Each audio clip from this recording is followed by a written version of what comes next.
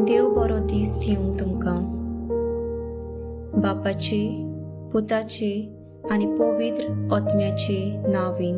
आमेन. म्हाका 24/12/18-27 साधुकी पक्षाचे मनीस पुनर्जिवंतपण ना म्हणटात.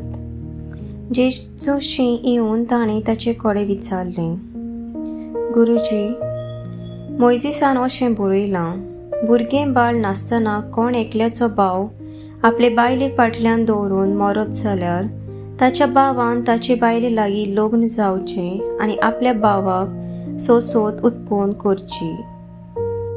तर 7 भाव आसले. पयलो एकले बायले लागीं लग्न जालो आनी सोसोत नासतना मेलो, आनी दुसरो तिचे लागीं लग्न जालो आनी मेलो, ताकाय सोसोत ना जाली. आनी तसोच तिसरो, ते जिनची 7 जाण तिचे लागीं लग्न जाले पूण भुरगें बाळ जालें ना.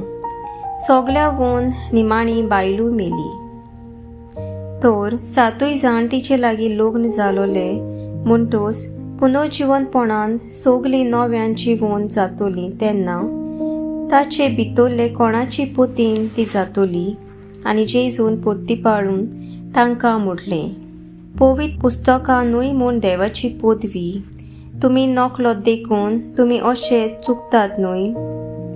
मेलोल्यांतले नव्यान जीवन जातोच दादले तश्यो बायलो लग्न जायनात, बगर सर्गीच्या देवदूता सारकीं जातात.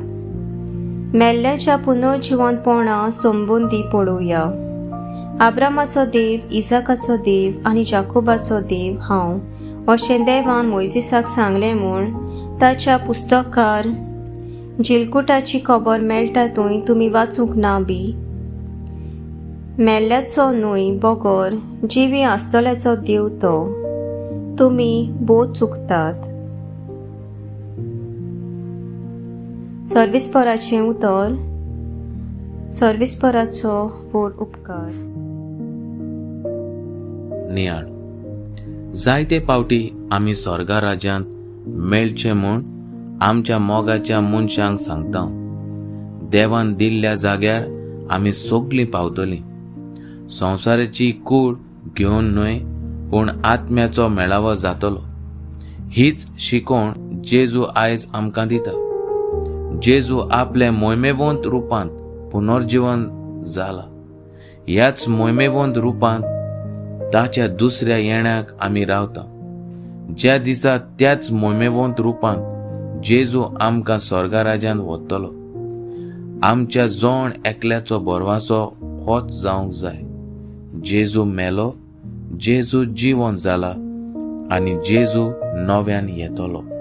आमेन.